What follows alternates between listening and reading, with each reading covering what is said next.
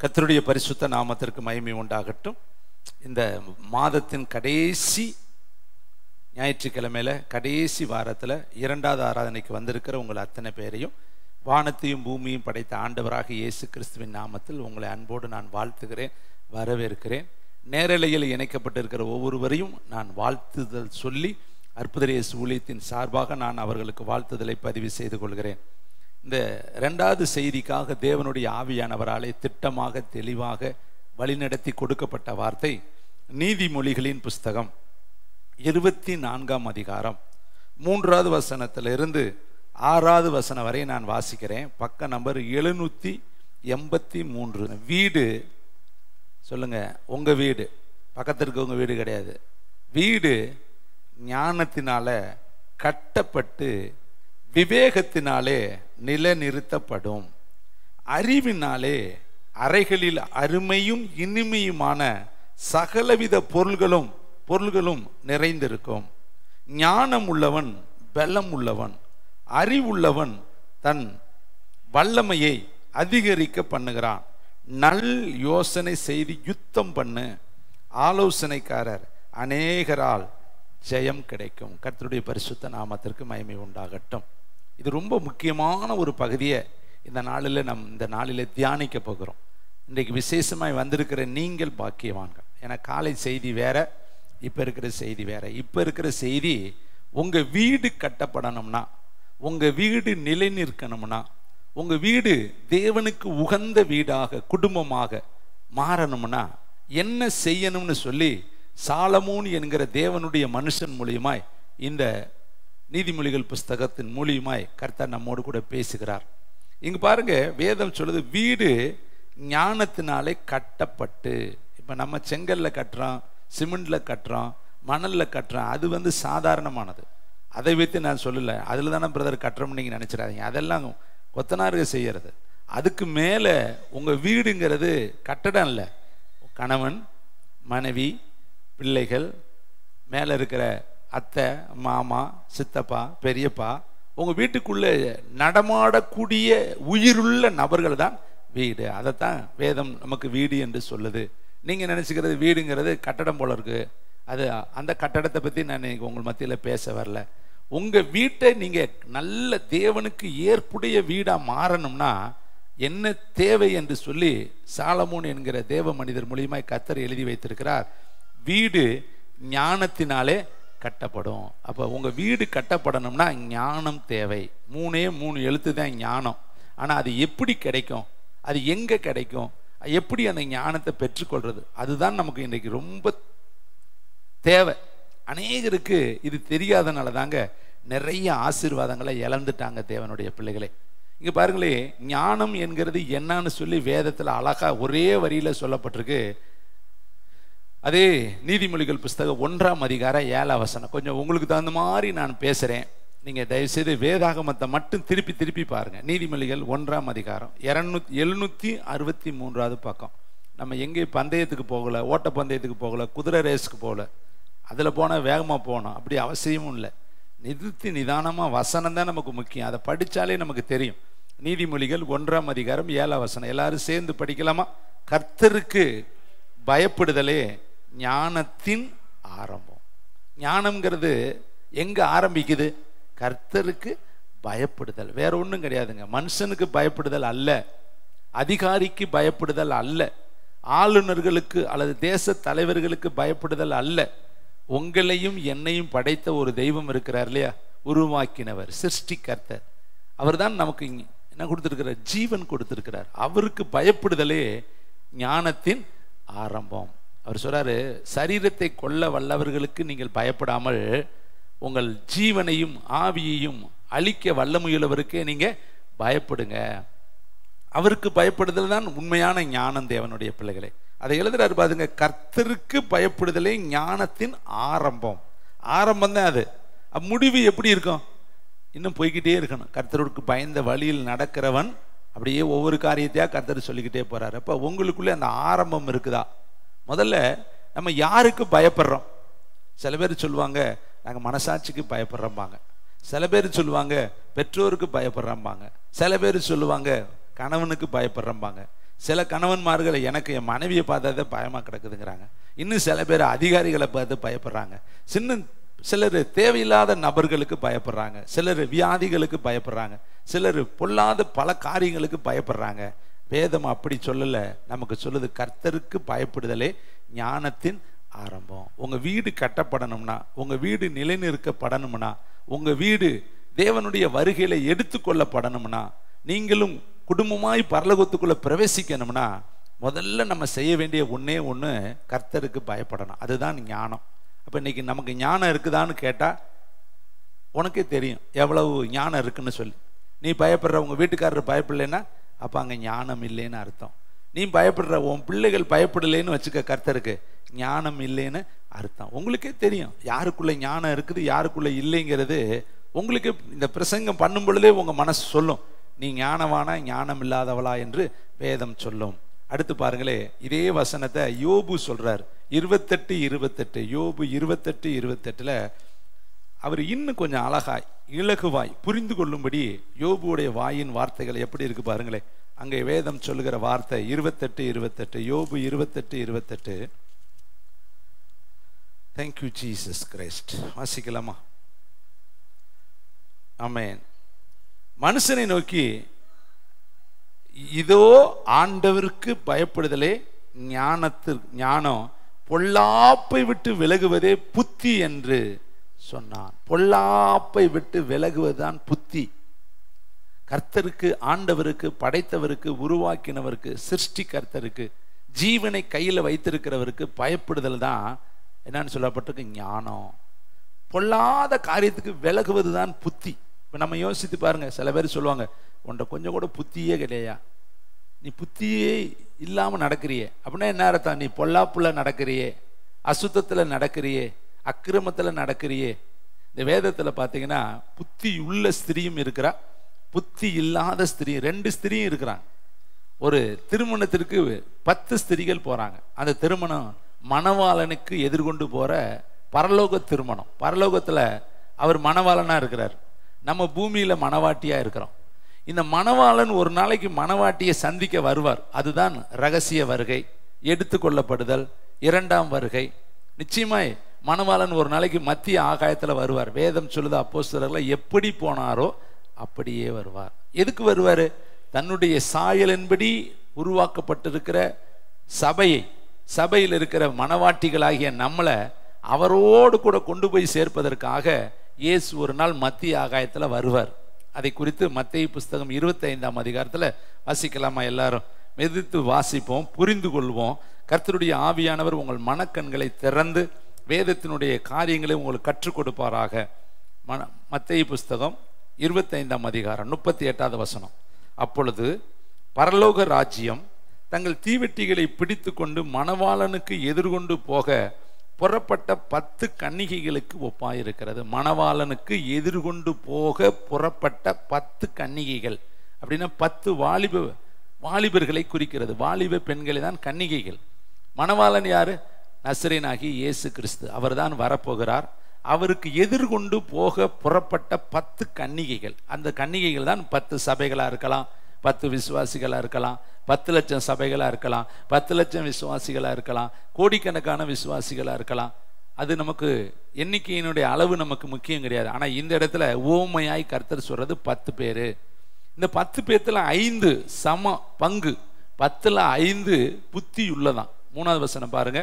அவர்கள் 5 பேர்கள் புத்தி உள்ளவர்களும் 5 பேர்கள் புத்தி இல்லாதவர்களுமாய் இருந்தார்கள். இருக்கிறது 10, அதில் 5க்கு புத்தி இருக்குதான், 5க்கு புத்தி இல்லையா. யாருக்கு எதிர்கொண்டு போறாங்களாம்?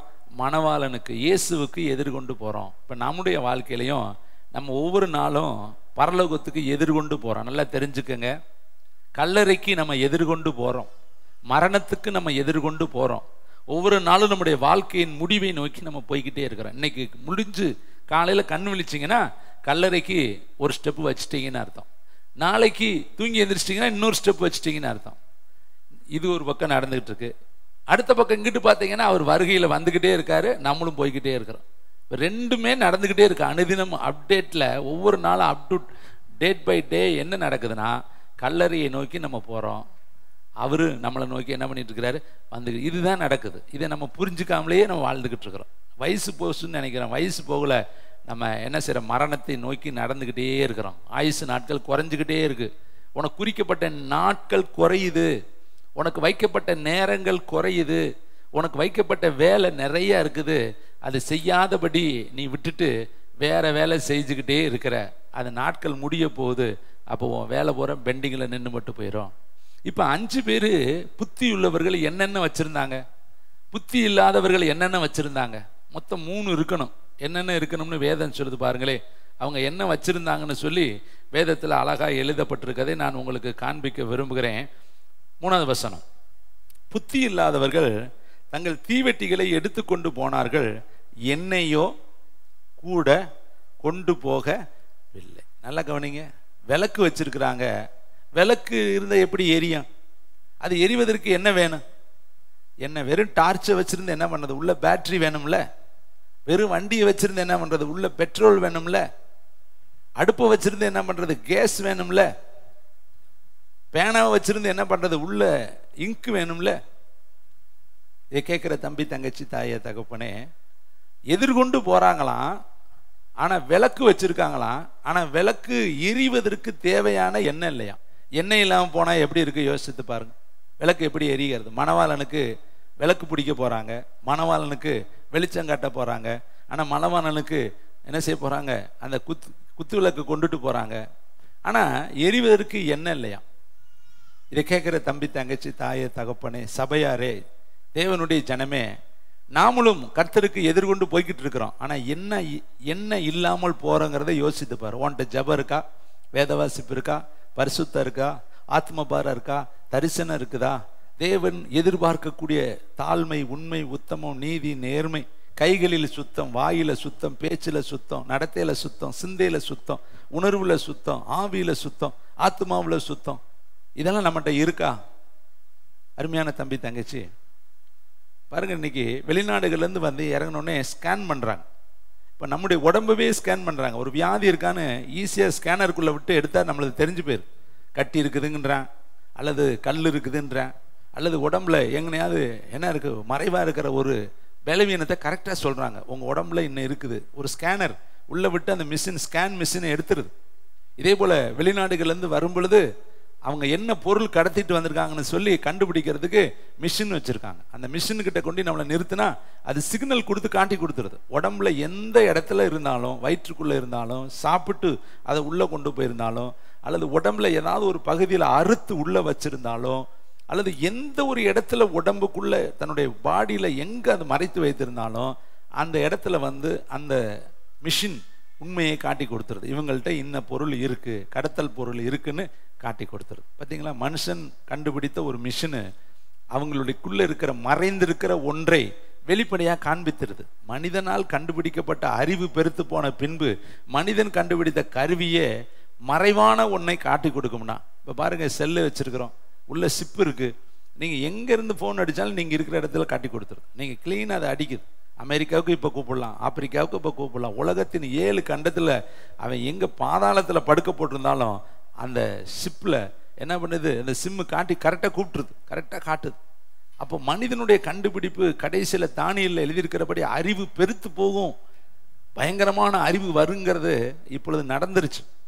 இதை கேட்குற தம்பி, தங்கச்சி, இப்போ தேவனுடைய பார்வையில் நம்மக்கிட்ட இருக்கிற குறைவு எப்படி தெரியாமல் இருக்கும்? அவருடைய ஸ்கேனர் எப்படி இருக்கும்? அவருடைய மிஷின் எப்படி இருக்கும்?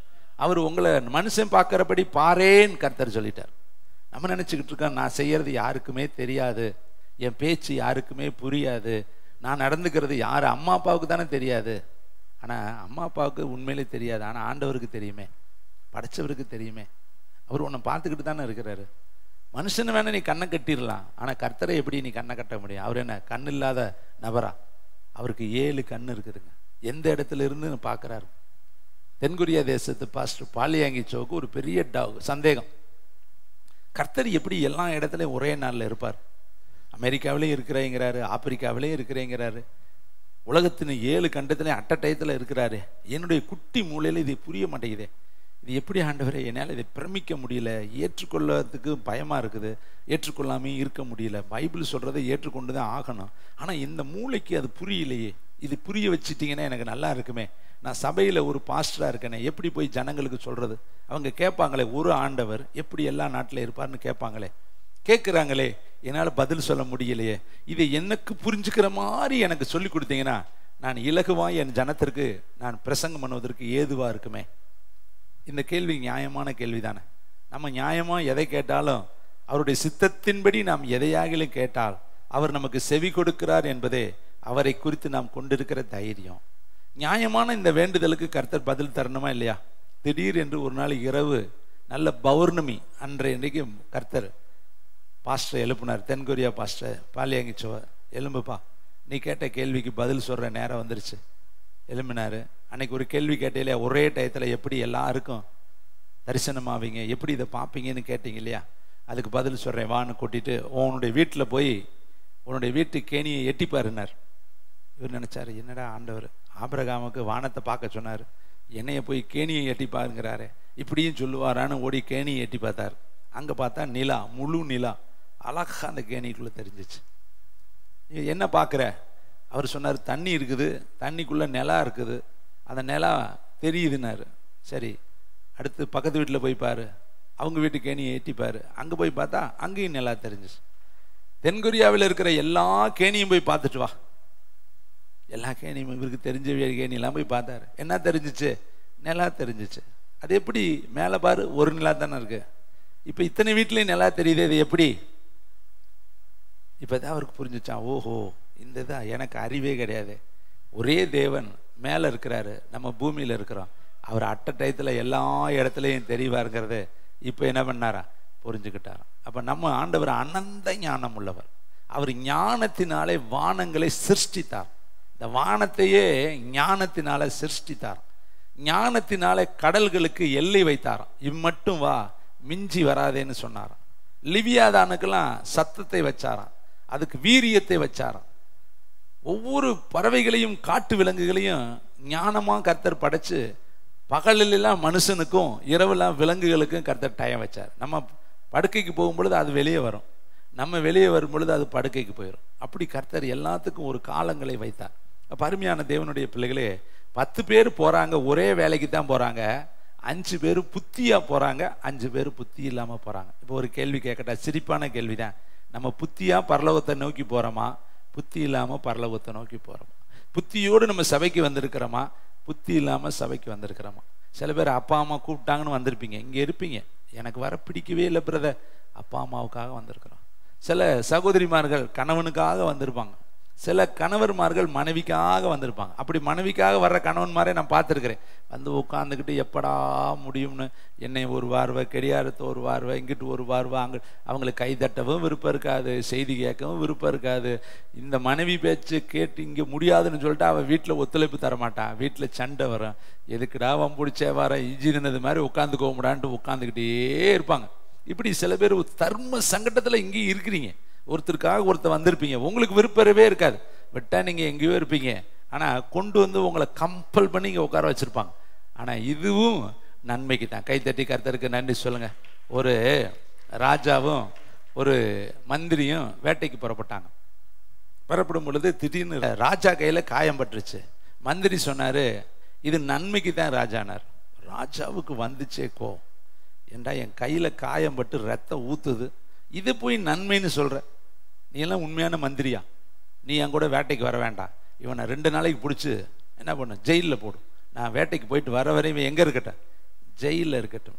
அப்போ மந்திரி சொன்னார், உனக்கு காயம்பட்டது நன்மைக்கு தான், நான் ஜெயிலில் இருக்கிறது நன்மைக்கு தான், நான் உன் கூட வராமல் இருக்கிறது ரொம்ப நன்மையாக இருக்கும், நீங்கள் போயிட்டு வாங்க ராஜான்னு அனுப்பிவிட்டார். அவர் சொன்னார், இது எப்படி நன்மையாக இருக்கும் அப்படின்ட்டு போயிட்டார். காட்டுக்குள்ளே போனார், பல காடுகள் வனாந்தரத்தில் அலைஞ்சார். திடீர்னு பார்த்தா காட்டுவாசிகள் மக்கள் மத்தியில் மாட்டிக்கிட்டார். ராஜா சிங்கிளாக போய் தனியாக போய் காட்டுவாசிகள்கிட்ட சிக்கிக்கிட்டார். இப்போ காட்டுவாசிகள் என்ன பண்ணிட்டான், படிப்பறிவு இல்லாதவன், மனுஷனை திங்கிறவன், அகோரிகள் என்ன பண்ணுறான், அவனை பிடிச்சி இழுத்துட்டு போயிட்டான் ராஜாவை. ராஜாவை கொண்டு போய் அவன் நரபலி கொடுத்து ராஜாவை திங்கிறதுக்கு ரெடி ஆயிட்டான். அப்போ பார்க்குறேன் ராஜா கையில் காயம். அப்போ அந்த கையை காட்டி சொன்னானா, இது இருக்கனால உன்னை நாங்கள் என்ன செய்கிறோம், விடுறோம்டா, ஓடி போயிடுறான்னு விரட்டி விட்டுருக்கேன். அப்போ தான் ராஜா நினச்சாரா, நல்ல வேலை காயம்பட்டது, இல்லாட்டி இந்த பயங்கரமில் இன்னைக்கு சுட்டே தின்றுப்பேன், நல்ல வேலை வீடு வந்து சேர்ந்துட்டோம்டான்ட்டு வந்து மந்திரியை கூப்பிட்டு சொன்னாரா, நல்லது தான்ப்பா நீ சொன்னது, நீ சொன்னபடியே இந்த காயம்தான் என்னை காப்பாத்துச்சு, இல்லாட்டி என்னை இந்நேரம் என்ன பண்ணிருப்பாங்க, எலி மாதிரி சுட்டி தொங்கோட்டிருப்பாங்க, நல்ல வேலை நான் காப்பாற்றப்பட்டதுக்கு காரணம் இந்த காயம்தான். அப்புறம் மந்திரியை கேட்டார், சரி நான் வந்து காயத்தினால நீ இங்கிருந்தது எப்படி உனக்கு நல்லதுன்னு கேட்டார். அப்போ மந்திரி சொன்னேன், ராஜா நான் உங்களோட வந்திருந்தேன்னா உங்களை காயம்பட்டதுனால விட்டு அனுப்பி விட்டுருப்பாங்க, என்னைய பிடிச்சி சுட்டு தொங்க விட்டுருப்பாங்க, எனக்கு உள்ளே இருந்தது நல்லதுண்ணா. இப்போ பக்கத்தில் சொல்லுங்கள், நீங்கள் இங்கே உட்காந்துருக்கிறது நல்லது, கை தட்டுங்க. நீ விரும்பி வந்தையோ விரும்பாமல் வந்தையோ, சிரிச்சுக்கிட்டு வந்தையோ முகத்தை தொங்க போட்டு வந்தையோ, எப்படி வந்தையோ, மொத்தத்தில் எங்கே உட்காந்துருக்கிற, தேவ சமூகத்தில் உட்காந்துருக்கிற. இந்த 1 மணி நேரம் 2 மணி நேரம் தேவனுடைய 7 கண்ணும் உன்னை பார்க்கும். தேவனுடைய பிள்ளைகள், அவருடைய கண்களில் நீ மறைக்கப்பட்டவன் அல்ல. உன் வியாகுலம் வேதனை எல்லாம் கர்த்தருக்கு தெரியும். நீங்கள் பாருங்களே, 5 பேர் எண்ணெய் கொண்டுட்டு போகலையா. இந்த எண்ணெய் எதை குறிக்குது தெரியுமா? பரிசுத்த ஆவியானவரை குறிக்குது. இந்த எண்ணெய் எதை குறிக்குது தெரியுமா? ரெட்சிப்பை குறிக்குது. இந்த எண்ணெய் பாவ மன்னிப்பை குறிக்குது. இந்த எண்ணெய் அவருடைய வருகைக்கு எடுத்துக்கொள்ளப்படுதலை குறிக்குது. இப்போ இது இல்லாமல் போயினா எப்படி? ஏசப்பா கல்யாண வீட்டில் வஸ்திரம் இல்லாமல் எப்படி வந்தடான்னு கேள்வி கேட்குறாரு. சிநேகிதனே, கல்யாண வஸ்திரம் இல்லாமல் எப்படி வந்த? நான் எல்லாருக்கும் கல்யாண வஸ்திரம் கொடுத்து தானே உள்ளே கூப்பிட்டுருக்கிறேன், நீ மட்டும் எப்படி வஸ்திரம் இல்லாமல் வந்தேங்கிறார். அப்புறம் அவனை சொல்கிறார், இவனை பிடிச்சி அழுகையும் பற்கடிப்பும் உள்ள இடத்துல தூக்கி போடுங்க. அப்போ வஸ்திரம் இல்லாமல் கல்யாண வீட்டுக்குள்ளே போக முடியாது. எந்த கல்யாணம்? பரலோக கல்யாணம். ஏசப்பா கிட்ட போய் சேருவதற்கு நமக்கு ஒரு வஸ்திரம் தேவை. அந்த வஸ்திரம் தான் ரெட்சிப்பின் வஸ்திரம். அதைத்தான் இங்கே எண்ணெய் என்றும் சொல்லப்பட்டிருக்கு. அப்போ நமக்குள்ள மனம் திரும்புதல் தான் ரெட்சிப்பு. இயேசுவை ஏற்றுக்கொள்வது தான் ரெட்சிப்பு. அவரை ஆராதிப்பது தான் ரெட்சிப்பு. பாவத்திலிருந்து விடுதலை அடைவது தான் ரெட்சிப்பு. பாவத்துக்கு ஒரு முற்றுப்புள்ளி வைப்பது தான் ரெட்சிப்பு. இயேசு இந்த உலகத்துக்கு வந்ததினுடைய நோக்கம் என்ன தெரியுமா? பாவிகளை ரெட்சிக்க கிறிஸ்து இயேசு உலகத்தில் வந்தார். நீதிமான்களை அல்ல, பாவிகளையே மனம் திரும்ப வந்தார். அப்ப இயேசு வந்தது நோக்கம் நம்ம வாழ்க்கையில் நடந்துருச்சா? நமக்காக பரலோகத்தில் ஒரு விழா கொண்டாடப்பட்டுருச்சா? ஒரு பாவி மனம் திரும்பும் பொழுது பரலோகத்தில் பெருத்த சந்தோஷம், விழா கொண்டாடுவாங்களாம். அப்ப நமக்காக பரலோகத்தில் விழா கொண்டாடப்பட்டிருக்கா அப்படிங்கிறத யோசித்து பாருங்க. நீங்க இயேசுவை ஏற்றுக்கொள்றப்ப இயேசு அங்க இருக்கிற எல்லா தூதர்களையும் கூப்பிட்டு எல்லா மூப்பர்களையும் கூப்பிட்டு சொல்லுவார், இந்த நிக்ஸி என்னை ஏற்றுக்கொண்டுச்சு, சில்வியா என்னை ஏற்றுக்கொண்டுச்சு, இங்க இருக்கிற பிரிட்ஜித்து என்னை சொந்த தெய்வமா ஏற்றுக்கொண்டுச்சுன்னு சொல்லி அங்க ஒரு பெரிய கல்யாண விருந்து விழா கோலம் நடக்கும். அங்க பரலோகம் முழுசும் ஆரவாரமா இருக்கும். பூமியில ஒரு மனிதன் ஒரு மனுஷி பரலோகத்தை ஏற்றுக்கொண்டாள் என்று சொல்லி அங்க ஒரு விழா கோலம் நடக்குமா. அப்படி வேதத்துல இருக்கு. வேதத்துல இல்லாத ஒன்றை நான் உங்களுக்கு சொல்லல. அப்போ உங்கள் நிமித்தமும் ஒரு விழா கொண்டாடப்பட்டிருக்கு. அந்த விழா என்ன செய்யக்கூடாது? வருத்தமாய் போய்விடக்கூடாது, துக்கமாய் போய்விடக்கூடாது. நடைபெற்ற விழா மகிழ்ச்சிகரமான விழா. அது கடைசி வரையும் அது மகிழ்ச்சிகரமாகவே அந்த பரலோகம் இருக்கணும் தேவனுடைய பிள்ளைகளே. சரி பாருங்க, இந்த புத்தியுள்ளவர்கள் 5 பேர் புத்தியா இருந்தவங்க பரலோகத்துக்குள்ள போயிட்டாங்களாம். 5 பேர் பரலோகத்துக்குள்ள போக முடியல. காரணம் ஒன்னே ஒன்று தான் இல்லை. என்னது?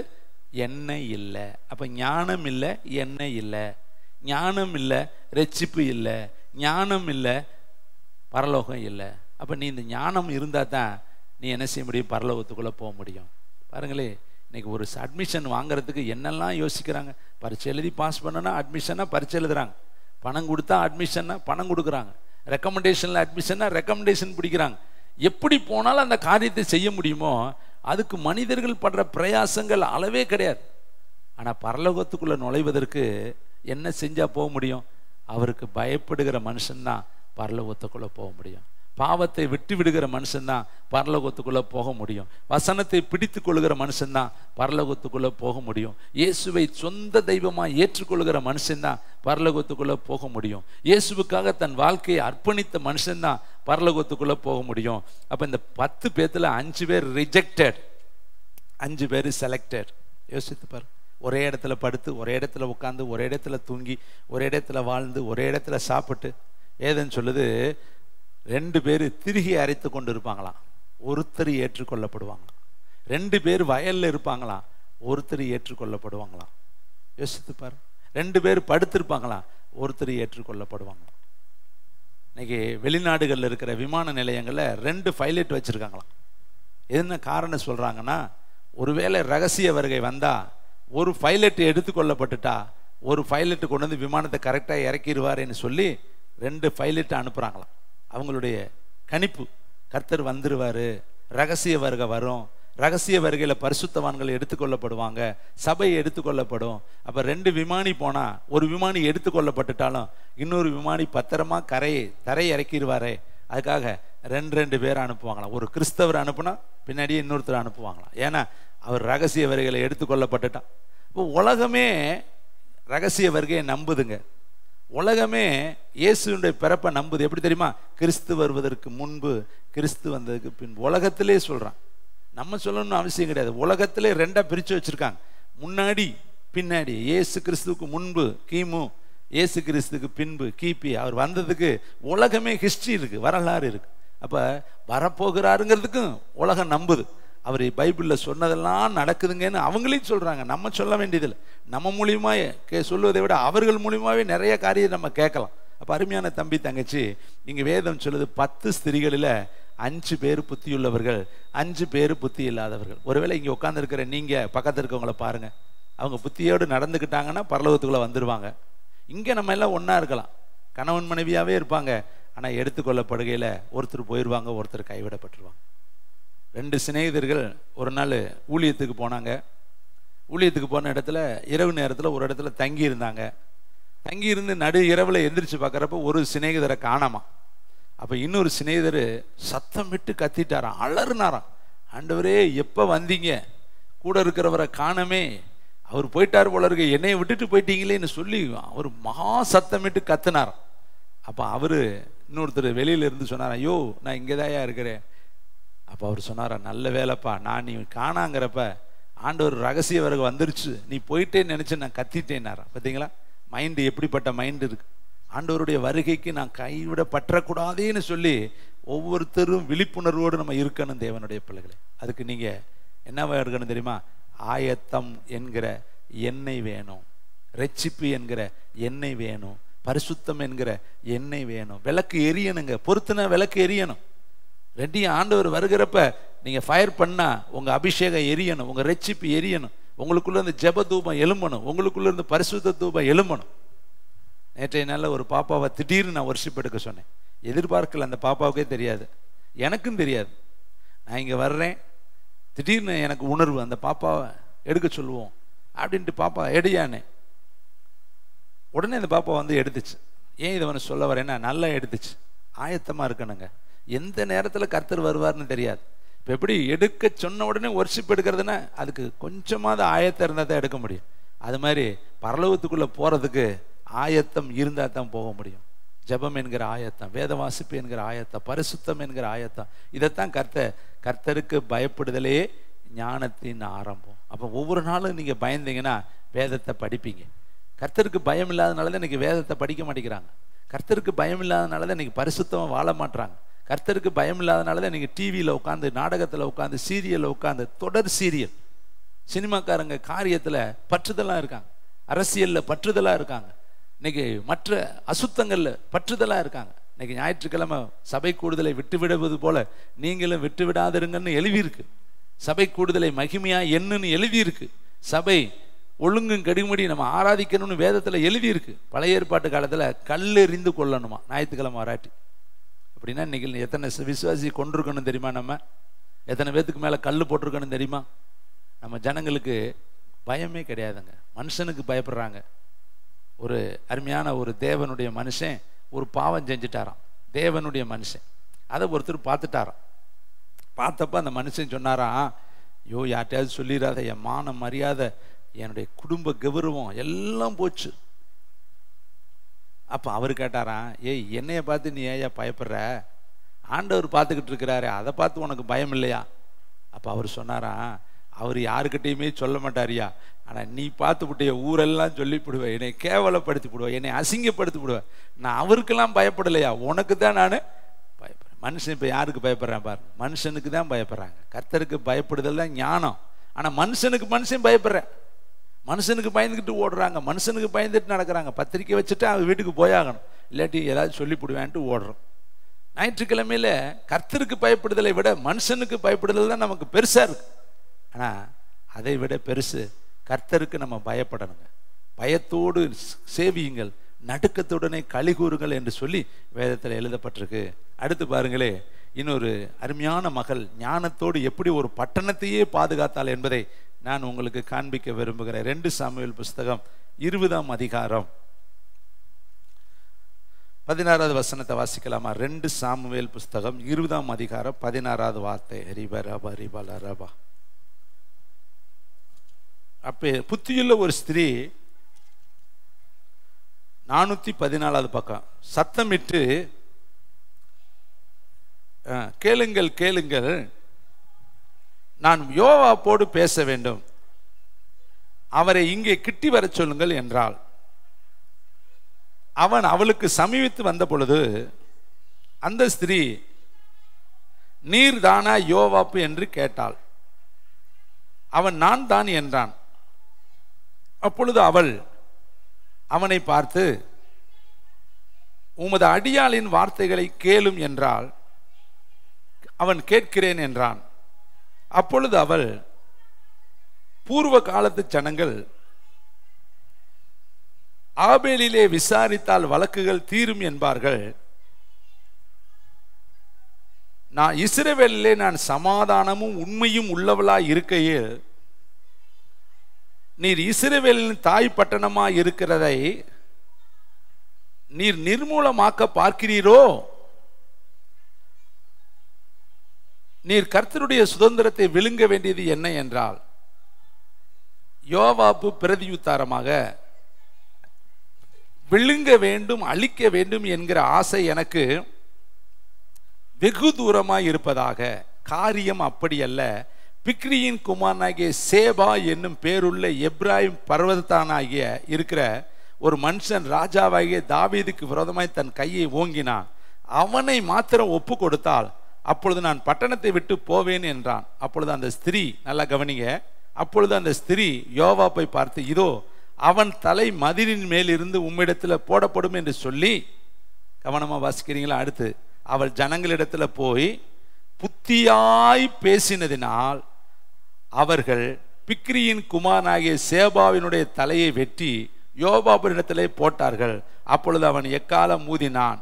அவரவர் பட்டணத்தை விட்டு கலைந்து தங்கள் கூடாரத்துக்கு புறப்பட்டு போனார்கள். யோவாப்பும் ராஜாவினிடத்திற்கு போகும்படி எருசலேமுக்கு திரும்பினான். நல்லா கவனிக்கணும். இப்ப தாவீதினுடைய படைகள் இங்க பிக்ரியின் குமாரனாகிய சேபா என்கிற ஒரு மனிதன் இருக்கிற ஊரை சுற்றி வளைச்சிட்டாங்க, எல்லாத்தையும் முகாமிட்டுட்டாங்க. இப்ப அந்த எல்லாரும் சேர்ந்து அந்த ஊரை அழிக்க போறாங்க. அந்த மனுஷன் இருக்கிற சேபா என்கிற ஒரு மனுஷன் தாவீதுக்கு விரோதமாய் தன் கையை ஓங்கி அவருக்கு விரோதமாய் அவன் பேசினதுனால அந்த பட்டணத்துல அவனை அழிக்கும்படி இப்ப தாவீதினுடைய படைகள் எல்லாம் அந்த ஊரை சூழ்ந்து நின்றுச்சு. பட்டணத்தை அழிக்க போகுது. அந்த பட்டணத்தை குறித்து அவ சொல்றா, இஸ்ரவேலிலே இது தாய் பட்டணமா? ஆபேலிலே விசாரித்தால் வழக்குகள் தீரும் என்று சொல்வார்களே, அப்படிப்பட்ட ஒரு பெரிய நல்ல பட்டணம். அடுத்து அவள் எப்படிப்பட்டவளா இருக்கிறாள் என்று சொல்லி அவளே சொல்றா, நான் எப்படிப்பட்டவளா இருக்கிறேன்?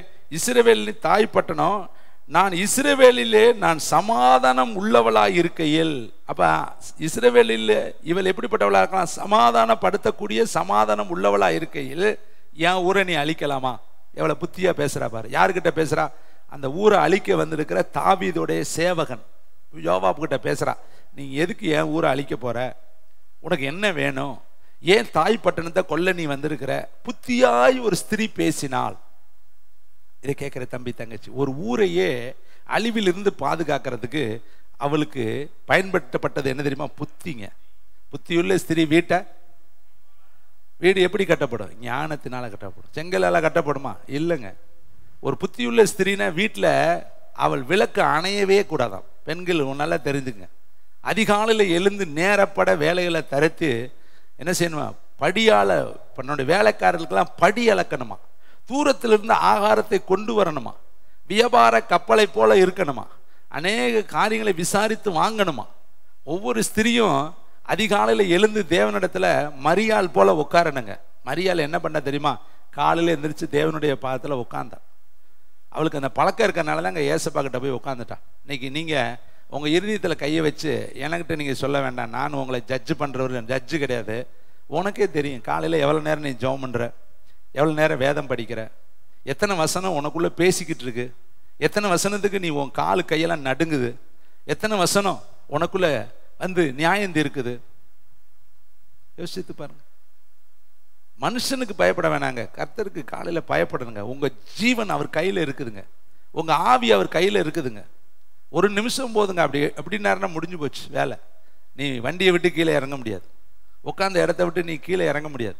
இன்னைக்கு எத்தனை பேருக்கு தெரியுமா ஐசி வார்டில் இருக்காங்க, எத்தனை பேருக்கு செயற்கை சுவாசம் வச்சிருக்கிறாங்க, எத்தனை பேருக்கு தெரியுமா மைண்டில் வேலை செய்யாமல் இருக்குது, மூளை லிக்விட் ஆகி போயிடுச்சு, எத்தனை பேருக்கு தெரியுமா பிரெயின் டியூமர் இருக்குது, எத்தனை பேருக்கு தெரியுமா 2 கிட்னி ஃபெயிலியர் ரத்த சுத்திகரிப்பில் இருக்குது, எத்தனை பேருக்கு தெரியுமா உடம்பெல்லாம் வியாதியோடு இருக்கிறாங்க, எத்தனை பேர் கொன்னை வாயோடு இருக்கிறாங்க, எத்தனை பேர் ஒரு பூ விழுந்த கண்ணோடு இருக்கிறாங்க, எத்தனை செவிடு முடம் குருடு கூணு சப்பானி முடம் செயலாக்க தன்மைகள். ஆனால் நமக்கு தேவ கிருபை தேவ கிருபை தேவ கிருபை தேவ கிருபை சொல்லவே வார்த்தையே கிடையாது. இந்த உணர்வு நமக்குள்ள தினந்தோறும் வரணுங்க. உன் கை செயல்படுதா கிருபை, காலு செயல்படுதா கிருபை, பேசுறியா கிருபை, நடக்கிறியா கிருபை, சீரண உறுப்புகள் செயல்படுதா கிருபை. கண்ணுல எத்தனை பேருக்கு நரம்பு மெர்ஜா போச்சுங்க, கண்ணுல இருக்கிற நரம்பு ஒன்னோட ஒன்று ஒட்டிக்குச்சு, திறக்க முடியல. எத்தனை கோடி செலவழிச்சாலும் அந்த நரம்பை தொட முடியலைங்கிறாங்க. ஆனா நமக்கு தேவ கிருபை. தேவாலயத்தில் இருக்கிற சகரியா வாய் ஒட்டிக்குச்சு, அவ்வளவுதான், ஊமையனா இருந்தான். ஒருத்தர் பிறக்கிற வரையுமே ஊமை. கர்த்தர் இந்த நாள்ல இருந்து பிறந்து முடிச்சு அவன் பேர் வைக்கிற நாள் வரையும் கிட்டத்தட்ட ஒரு 12 மாசம் 13 மாசம் ஊமையனா இருந்தான். அவன் பாருங்க, ஒரு ஆசாரியன் ஊமையனா வாயை ஒட்ட வச்சுட்டார். மேல் போய் நாக்கு போய் மேலே ஒட்டிக்குச்சு, கையில் எழுதுனான். ஒரு ஆசாரியனுடைய நாவை அவரை ஒட்ட வச்சு விட்டாருன்னா நம்ம நாவு ஒட்டலைங்கிறது தேவ கிருபை. கைத்தட்டி கர்த்தர், என்ன வாய் நீ பேசுகிற பேச்சுக்கிறான் ஆண்டவர் பொறுமையாக இருக்கிறாரு. பேசாமல் ஒட்டி விட்டுருந்தாருன்னு வச்சுக்க, திறக்கவே முடியாதுங்க. 2 உதடு இப்படி ஒட்டிக்குச்சுன்னா நீ எப்படி சாப்பிடுவ, எப்படி தண்ணி குடிப்ப? யோசித்து பாரு. இன்னைக்கு மூக்கு வழியா விடலன்னு இங்கே ஓட்ட வர்றேன், பார்த்துருக்கிறீங்களா? இங்கே ஓட்ட ஓட்டு இது வழியா மூச்சை விட்டுக்கிட்டு இருக்கேன். உன் வாய் மட்டும் 2 வாய் ஒட்டிக்குச்சுன்னு வச்சுக்க, காது வழியா மூக்கு வழியா தான் சோத்தை இறக்கணும். இவ்வளவு காரியம் உனக்கு இலவசமாய் கர்த்தர் செய்திருக்கிறார். ஆனால் அந்த தேவனுக்கு நம்ம எவ்வளவு பயப்படுகிறோம். தேவனுடைய பிள்ளை இன்னைக்கு நன்றி நமக்குள்ள இல்லைங்க, உண்மையான உணர்வு நமக்குள்ள இல்லைங்க. இலவசமாய் கர்த்தர் நமக்கு தர்றாங்க. எத்தனை சப்பானி கிடக்கிறான் தெரியுமா ரோட்ல, அவனுடைய கை காலுகள்லாம் பார்த்தா விகாரமா இருக்கு. கை 2 கையும் கிடையாதுங்க, 2 காலும் கிடையாதுங்க, கட்டைக்கால் வச்சிருக்காங்க. ரோட்ல பிளாட்பாரத்தில் படுத்து கிடக்கிறாங்க, ஹாஸ்பிட்டல் வாசல்ல படுத்து கிடக்கிறாங்க, பஸ் ஸ்டாண்டுகளில் படுத்து கிடக்கிறாங்க. அவனும் மனிதன் தாங்க, அவனும் தேவன் உருவாக்கினவர் தான். ஆனா அவனுக்கெல்லாம் இல்லாத கிருபையை உனக்கும் எனக்கு கர்த்தர் கொடுத்திருக்கிறார். கைத்தட்டி தேவனுக்கு ஒரு நன்றி சொல்லு. நன்றி அறிதல் இருக்கா? யோசித்து பாருங்க. உனக்கு பார்க்கத்தக்க ரூபத்தை கொடுத்திருக்கிறார். எத்தனை பேத்துக்கு பார்க்கத்தக்க ரூபம் இல்லை தெரியுமா? எத்தனை குள்ள மனிதர்கள் இருக்காங்க தெரியுமா? எத்தனை வளர்த்தியான நபர்கள் இருக்காங்க தெரியுமா? எத்தனை பேர் பருவம் எய்யாமல் இருக்காங்க தெரியுமா? எத்தனை பேர் என்ன இருக்காங்க, ஆணுமற்று பெண்ணுமற்று இருக்காங்க தெரியுமா? ஆனா உனக்கு கர்த்தர் எல்லாத்தையும் கொடுத்திருக்கிறாரு. அந்த தேவனுக்கு நீ எவ்வளவு நன்றி உள்ளவனாய் இருக்கிறாய் என்பது உனக்கும் எனக்கும் தெரியும். தேவனுடைய பிள்ளைகள் யோசித்து பாரு. இதாங்க ஞானம். ஞானம் பரத்திலிருந்து இறங்கி தெருக்களில் கூப்பிடுகிறது இல்லையோ. ஞானங்கிறது என்னதுங்க? பகுத்து பார்க்கணும். மற்றவனுக்கு இல்லாத எத்தனையோ காரியத்தை எனக்கு கொடுத்திருக்கிறார். இவ்வளவு கொடுத்தது தேவனுக்கு நான் எவ்வளவு உண்மையா இருக்கிறேன், அதாங்க ஞானம். அதனாலதான் வீடு கட்டப்படும். பாருங்க, கொர்நேலியு தன் வீட்டாரோடு உட்கார்ந்து ஜெபம் பண்றாங்க. ஒரு புறஜாதியாங்க, அந்நிய ஜாதியானுங்க. அவன் தான தர்மங்களும் செஞ்சானா, ஜெபமும் பண்ணினானா, குடும்பத்தோடு உட்கார்ந்துட்டாங்க. அவன் வீட்டுக்குள்ள பரிசுத்த ஆவியானவர் மட்டை திறந்த வெள்ளம் போல இறங்கினார். பேதுரு வந்து நின்னா அத்தனை பேர் மேலே ஆவியானவர் ஊற்றப்பட்டார். காரணம், அவன் பகலில ஜெபிக்கிற மனிதன். அப்ப பகல்லையே உட்காந்து ஜெபிக்கிறானா, காலையில எப்படி ஜெபம் பண்ணியிருப்பேன், ராத்திரி எப்படி ஜெபம் பண்ணியிருப்பேன்? கர்த்தர் சொல்றாரு, அவன் எப்படி இருக்கானா, தான தர்மங்களை மிகுதியாய் செய்கிறவன். மார்த்தால கடிந்து கொண்டாருங்க, மரியாதை பாராட்டினாருங்க. ஒரே வீட்டுக்குள்ளதாங்க இருக்கிறாங்க. ஒருத்தி வேலை வேலை வேலை வேலை வேலை வேலை வேலை 24 மணி நேரம் வேலை. அவர் சொன்னாரு, தேவையானது ஒன்று, நீ அநேக காரியங்களை குறித்து கவலைப்பட்டு கலங்குகிறாய். மரியாளோ தன்னை விட்டு எடுபடாத நல்ல பங்கை தெரிந்து கொண்டார். இதெல்லாம் எதுக்கு எழுதி வச்சிருக்கிறாரு? ஏதோ அவங்களுக்கு வேலை இல்லாமல் எழுதி வச்சிருக்கிறாரா? நமக்கு தாங்க எழுதி வச்சிருக்காரு. நீயும் கவலைப்பட்டு கவலைப்பட்டு கவலைப்பட்டு கவலைப்பட்டு கவலைப்பட்டு கலங்கிக்கிட்டு வேதத்தை விட்டுட்டியே. ஒரு நாளைக்கு ஒரு அதிகாரம் படிக்காதவங்க இங்கே இருக்கிறீங்க. இங்கே 1 மணி நேரம் ஜெபிக்காதவங்க அநேக பேர் இங்கே இருக்கிறீங்க. லைவ்ல இருக்காங்க, நிறைய பேர் இருக்காங்க. பேரு தாங்க பெரிய பேர் வச்சுக்கிறோம், பெத்த பேர். ஆனால் தேவனிடத்தில் நம்ம எப்படி நடக்கிறோம்? உபதியா சொல்றாரு, சிறு வயதிலிருந்து நான் கர்த்தருக்கு பயந்து நடக்கிறவன், சிறு வயதிலிருந்து நான் கர்த்தருடைய வழியில நடக்கிறவன். இதை கேட்குற தம்பி தங்கச்சி, முதல்ல கர்த்தருக்கு பயப்படு, அப்புறம் மனுஷனுக்கு பயப்படலாம். மனுஷனுக்காக வேதத்தை எடுக்கிறது. இந்த பிள்ளைங்க பார்த்தீங்கன்னா படிக்கிற டயத்தில் அப்படியே என்ன பண்ணுவாங்க, அப்பா அம்மா வந்தால் உடனே புத்தகத்தை சின்சியராக படிச்சுக்கிட்டே இருப்பாங்க. அப்படியே பார்த்தா உண்மையிலேயே படிக்கிற பிள்ளை மாதிரி அவங்க அங்கிட்டு போனால் மூடி வச்சுட்டு செல்லு நோண்ட ஆரம்பிச்சிருவாங்க. அப்புறம் அவங்க வர்ற மாதிரி காலடி சத்தம் கேட்டால் உடனே பார்த்தா படிக்கிற மாதிரியே. இது யாருக்கு பயப்படுதல்? நம்மளும் அப்படித்தாங்க. பாஸ்டரை கண்டா பைபிள் எடுக்கிறது, ஆளுங்க வர்ற மாதிரி தெரிஞ்சுன்னா பைபிள் எடுக்கிறது. இது எத்தனை நாளைக்கு வண்டி ஓடும்? உண்மை இல்லாத மனுஷன் பரிபூரண ஆசீர்வாதத்தை பெறவே முடியாது. உண்மையுள்ளவன் தான் பரிபூரண ஆசீர்வாதத்துக்கு சொந்தக்காரன். இருதயத்தில் சுத்தமுள்ளவர்கள் பாக்கியவான்கள், அவர்கள் தேவனை தரிசிப்பார்கள். அப்ப நம்ம வாழ்க்கை மாறனா தாங்க ஞானத்தை பெற்றிருக்கிறோம்னு அர்த்தம். அதனால இந்த நாளில் இந்த வாலிப பிள்ளைகள் தயவு செய்து மனுஷனுக்கு திருப்திப்படுத்த நீங்க நடக்க வேணாம். கர்த்தரை உங்க அழகுல கர்த்தர் பிரியப்படணும். உன்னை பார்த்தோன்னே கர்த்தர் நல்ல ரூபதியே அழகா இருக்கிறேன்னு சொல்லணும். உன் கண்ணு நல்லா இருக்கு, உன் செவி நல்லா இருக்கு, உன் இதயம் நல்லா இருக்கு, உன் உதடுகள் நல்லா இருக்கு, உன் ஹேர் ஸ்டைல் நல்லா இருக்குன்னு அவர் உன்னை பார்த்து சொல்லணும். அதுதான் உண்மையான அழகு. ஆனால் மற்றவங்க பார்த்து நம்மளை அழகா இருக்கிறேன்னு சொல்லணுங்கிறதுக்காக நம்ம பண்ற ட்ரெஸ்ஸு, நம்ம பண்ற ஆக்டிவிட்டீஸ்லாம் ஒரு நாளும் தேவனுக்கு ஏற்புடையது அல்ல. தேவனுடைய பிள்ளைகளே, இங்க பாருங்க, இந்த ஒரு ஸ்திரீ புத்தியாய் தன் பட்டணத்தையே காத்துட்டான். எல்லாத்துக்கிட்டே போய் பேசுறா, வாப்பா இவன் நான் ஒருத்தனால ஊரே அழிய போகுது. இந்த ஒரு சேபாவால ஊர்ல இருக்கிற அத்தனை பேத்துக்கு அழிவு ரெடியா வெளியில நிக்குது. யோவாப்பும் அவனுடைய படைகளை வந்து வெளியே நிக்கிறாங்க. நம்ம இவனை மட்டும் ஒப்பு கொடுக்கலன்னா அவங்க எல்லாம் ஊரை அழிச்சிருவாங்க. அதனால நம்ம எல்லாரும் சேர்ந்து அவனை கொடுத்துட்டோம்னா அவங்க நம்ம ஊரை விட்டுருவாங்கன்னு சொல்லி புத்தியாய் பேசினாலாம். உங்களுக்கு ஒரு ப்ராப்பர்சி சொல்லமா? ஒவ்வொரு ஸ்திரியும் புத்தியாய் புருஷன்கிட்ட பேசுங்க. ஐயா, நம்மளை சுத்தியில் நிறைய ஆபத்து இருக்கு, நம்ம உட்காந்து காலையில் ஜெபம் பண்ணுவோம், வேதத்தை படிப்போம், ஆண்டவருக்கு நேரத்தை செலவிடுவோம்னு புத்தியா வீட்டை கட்டுங்க. புத்தியுள்ள ஸ்திரீ வீட்டை கட்டுவாள், புத்தி இல்லாத ஸ்திரீ வீட்டை இடித்து போடுவாள். சண்டைக்காரியோடு குடியிருப்பதை விட ஒரு வீட்டின் மூலையில குடியிருப்பது நலம் என்று சொல்லி வேதம். சண்டை 24 மணி நேரம் சண்டை. நிறைய வீடு பார்த்தீங்கன்னா சண்டைக்கார வீடே இருக்கும். சொல்லுவாங்க, ஐயோ சண்டைக்காரி, பேரே பைபிள்லே இருக்கு சண்டைக்காரி. நம்ம என்ன காரின்னு நமக்கே தெரியும். வீட்டில் பார்த்தா எப்படி இருக்கிறோம்? இதை கேட்குற தம்பி தங்கச்சி, இன்னும் ஒரு சில காரியத்தை தேவனுக்கு ரொம்ப இருதயத்தை தொட்ட ஒரு ஜெபம் இருக்கு. அது என்ன தெரியுமா? சாலமோன் கேட்ட ஞானம். சாலமோனு ஞானம் கேட்டது கர்த்தர் இருதயத்தை தொட்டதுன்னா நீயும் ஞானத்தை கேட்டு பாருவே, கர்த்தருடைய இருதயத்தை நீயும் தொட்டலாம். அவன் என்ன கேட்குறான்? ஐஸ்வர்யத்தை கேட்கல, சம்பத்தை கேட்கல, எதிரிகளுடைய பிராணனை கேட்கல, நீடித்த நாட்களை கேட்கல. அவன் என்ன கேட்குறான்? இந்த ஜனங்களை ஆள்வதற்கு ஞானமுள்ள இருதயத்தை எனக்கு தாங்க. ஒருவேளை இன்னைக்கு ஞானமுள்ள இருதயத்தை தேசத்தை ஆள கேட்காட்டியும் உன் வீட்டை ஆளுவதற்காவது ஞானமுள்ள இருதயத்தை கேட்கலாம் இல்லையா? ஆண்டவரே, என் வீட்டை நடத்துவதற்கு ஞானமுள்ள இருதயத்தை தாங்க. என்னை நம்பி ஊழியம் கொடுத்துருக்கிறீங்களே, அந்த ஊழியத்தை செய்வதற்கு ஞானமுள்ள இருதயத்தை தாங்க. வாங்குற சம்பளத்தை சரியாய் செலவு செய்ய ஞானமுள்ள இருதயத்தை தாங்க. உங்களுடைய வேதத்தை சரியாய் படிக்க எனக்கு ஞானமுள்ள இருதயத்தை தாங்க. சண்டை இல்லாத ஒரு வாழ்க்கை வாழ எனக்கு ஞானமுள்ள இருதயத்தை தாங்க. புருஷனுக்கு எப்படி நடந்தால் அது அவரை சந்தோஷப்படுத்துமோ அப்படி நடக்கிற ஞானமுள்ள இருதயத்தை எனக்கு தாங்க. கேட்கலாம் இல்லையா? நம்ம கேட்டா கொடுக்க ஒருவன் ஞானத்தில் குறைவுள்ளவனாய் இருந்தா யாவருக்கும் சம்பூர்ணமாய் கேட்கிறவருமாய் கொடுக்கிறவருமாய் கர்த்தரிடத்தில் கேட்க கடவன், அப்பொழுது அவனுக்கு கொடுக்கப்படும். நம்ம ஞானத்துல நிறைய பேர் குறைவுள்ளவருங்க. நமக்கு இன்னும் தேவன் கொடுத்த பூர்ண ஞானம் நம்மகிட்ட இல்லை, குறைவா இருக்கு. பாருங்க, தாவீது என்ன பண்ணிவிட்டார் தெரியுமா? தொகையிட சொல்லிட்டார். தொகையிட்ட என்னது? ஆளை எண்ணிட்டு வந்துட்டார். சென்சஸ் எடுக்க சொல்லிட்டார். எத்தனை படை வீரர் இருக்கு, காலாட்படை எத்தனை இருக்கு, குதிரைப்படை எத்தனை இருக்கு, யானைப்படை எத்தனை இருக்கு, தேர்ப்படை எத்தனை இருக்கு, எத்தனை வாலிபர் இருக்கிறேன், வலக்கையால ஈட்டி சுத்துறவை எத்தனை பேர், இடக்கையால ஈட்டி சுத்துறவை எத்தனை பேர், கவன் கல் எரியிறவன் எத்தனை பேர், பட்டயத்தை ஓங்கி குத்துறவை எத்தனை பேர், போய் எண்ணிட்டு வான்னு அனுப்புறேன். யோவா பாப்பா சொல்றேன், வேண்டாம், எண்ணக்கூடாது, இஸ்ரவேலை எண்ண வேண்டாம், கர்த்தர் தான் நமக்கு போதுமானவர். என்ன வேண்டான்னு அவன் மேலோங்கி அவன் வார்த்தை வருது. ஆனால் தாவீதுடைய வார்த்தை அவனை விட மேலோங்குது. நீ போய் எண்ணிட்டு வான். இவன் போய் எண்ண போயிட்டான். இது கர்த்தருடைய பார்வையில் என்ன ஆயிடுச்சு தெரியுமா? வருத்தமாயிடுச்சு. அப்போ ஆண்டவர் சொல்றாரு, நீ செஞ்சதுனால 3 தண்டனை உனக்கு நான் தர்றேன். எதை தேர்ந்தெடுக்கிற? 7 வருஷமா, 3 மாசமா, 3 நாளா? என்ன செய்யணும்? 7 வருஷம் பஞ்சமா, கொள்ளை நோயா? 3 மாசம் எதிரிகள் துரத்தணுமா? 3 நாளா? என்ன செய்யணும்? மொத்தத்தில் 3மே தண்டனை தான். 7 வருஷமா, 3 மாசமா, 3 நாளா?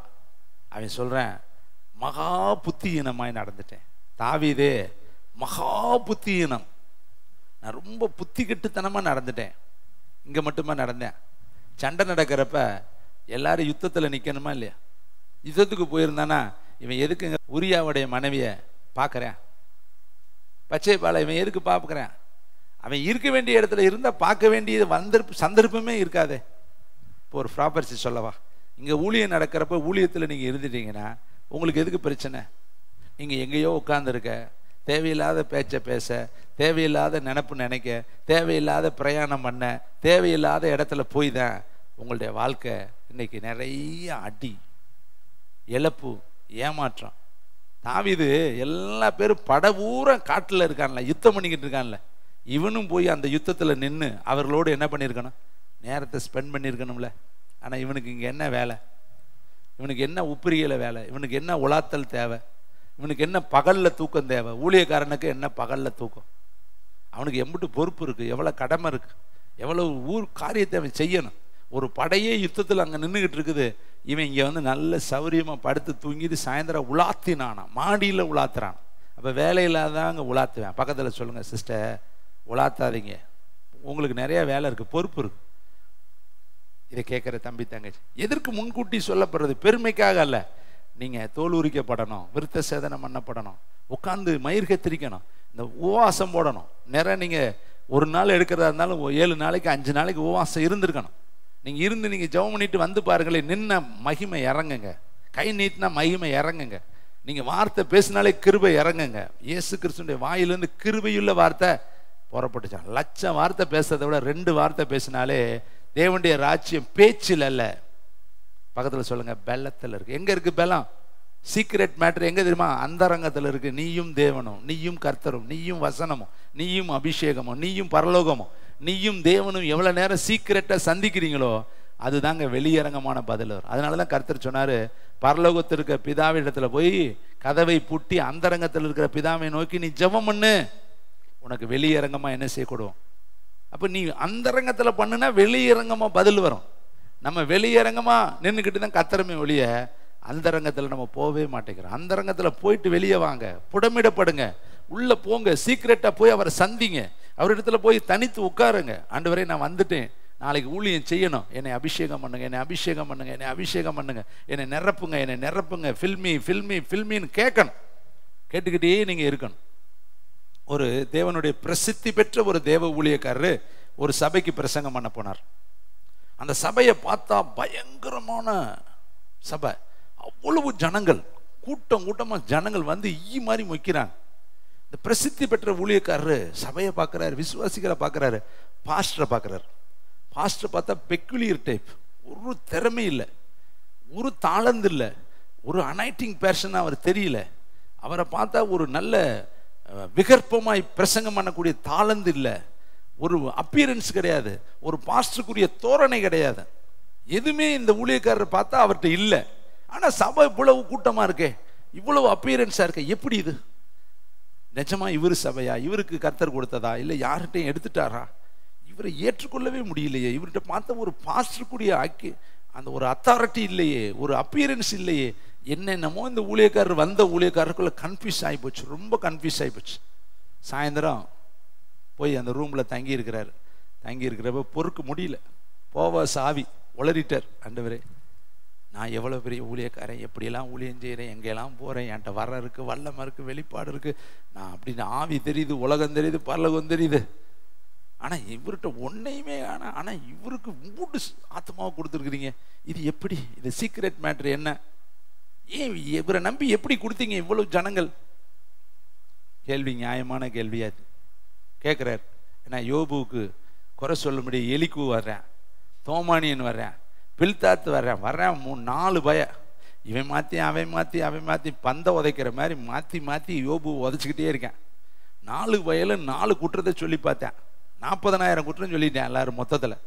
யோபு சொல்கிறேன், டே ஏண்டா நீங்கள் என்னை போட்டு இப்படி, நீங்கள் நாங்களாம் நண்பர்களுங்கிறீங்க, 7 நாள் வேற எனக்கிட்ட உட்காந்துருக்கிறீங்க, இப்படி என் மேலே அபாண்டமான குற்றம் சொல்கிறீங்களே. கர்த்தர் வந்து பேசுகிறாரு, அறிவில்லாத வார்த்தைகளால் அலட்டுகிற இவர்களெல்லாம் யார்? அப்போ இவன் பேசுனது பூரா என்ன வார்த்தை?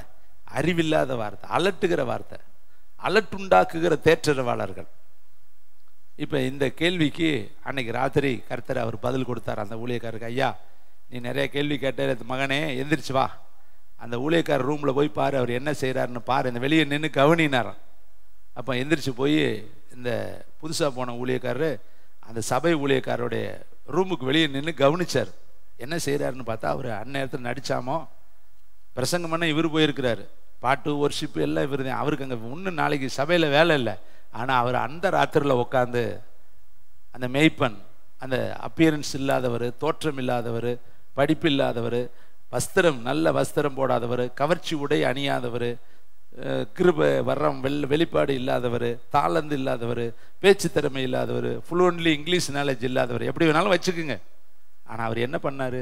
தேவனிடத்தில் இருதயத்தை ஊற்றி நன்றி சொல்லி அந்த ராத்திரியில் ஆரம்பித்த ஜெபம் விடிய வரையும் அவர் ஜெபம் பண்ணார். விடிஞ்சே போச்சு. இப்போ கர்த்தர் கேட்டாராம், நான் ஏன் அவரை ஆசீர்வச்சிருக்கேன் தெரியுதா? நீ பிரசங்கம் பண்ண வந்தையே, எத்தனை மணி நேரம் ஜெபம் பண்ண, எத்தனை மணி நேரம் வேதம் படித்த, நாளைக்கு நீ தானே ஊழியம் செய்ய போகிற, நீ தானே எல்லாத்துக்கும் ஜெபிக்க போகிற. நீ ஆனால் ஒன்றுமே ஜெபிக்கலை. ஆனால் அவர் நாளைக்கு எந்த வேலையுமே செய்ய மாட்டார், அவருக்கு எல்லா ஊழியத்தையும் ஒன்றை கொடுத்துட்டாரு. ஆனால் அவர் விடிய விடிய என்ன பண்ணியிருக்கிறாரு? ஜெபம் பண்ணியிருக்கிறார். அதனால தான் நான் அவரை ஆசீர்வச்சேன். உன்கிட்ட கிரியை இல்லை, அவர்கிட்ட கிரியை இருக்குது. இதை கேட்குற தம்பி தங்கச்சி, என் பேர் ஓடலை, என்னைய போடலன்னு எம்பிட்டு பேர் எனக்கு கம்ப்ளைண்ட். ஆனால் போட்ட அன்னைக்கெலாம் நீங்கள் எம்பிட்டு நேரம் ஜெபம் பண்ணீங்க? போட்ட அன்னைக்கெலாம் எத்தனை நாள் உபவாசம் போட்டீங்க? போட்ட அன்னைக்கெல்லாம் நீங்கள் எப்படி வந்து ஊழியம் செஞ்சீங்க? பெயர் போட்டதுனால வந்தவங்க எத்தனை பேர்? போட்டும் வராதவங்க எத்தனை பேர்?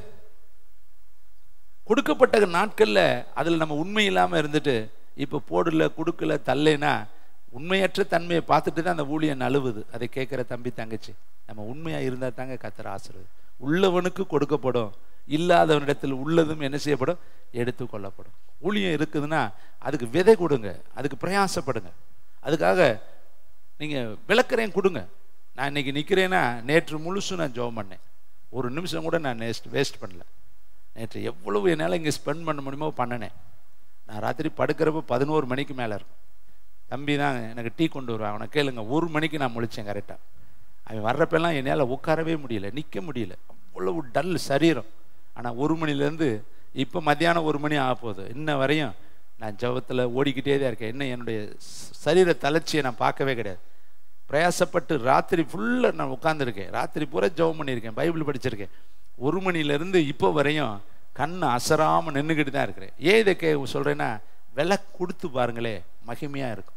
பிரயாசப்பட்டு பாருங்களே, பலனை நீங்கள் பார்க்க முடியும். கர்த்தருக்காய் நீங்கள் உங்களை அந்தரங்கத்தில் தோல் உரிக்க விட்டு கொடுத்து பாருங்களே, கர்த்தர் உங்களை கொண்டு போகிற ஆழம் பயங்கரமாக இருக்கும். இங்கே பாருங்களே, வேதம் சொல்லுது, சாலமோன் ஞானம் கேட்டான். தனக்கு கேட்கலைங்க, மக்களுக்காக கேட்டான். நீங்களும் உங்களுக்கு கேட்காதீங்க, மக்களுக்காக கேளுங்க. ஆண்டவரே, நான் இந்த ஊழியத்தை செய்வதற்கு எனக்கு கிருபை கொடுங்க. தயவுசெய்து உங்கள் பேர் இருக்குன்னா 1 மணி நேரம், 2 மணி நேரம், 3 மணி நேரம், 5 மணி நேரம் ஜெபிக்காம ஸ்டேஜுக்கு வராதிங்க. கர்த்தர் மகிமைப்பட மாட்டார்.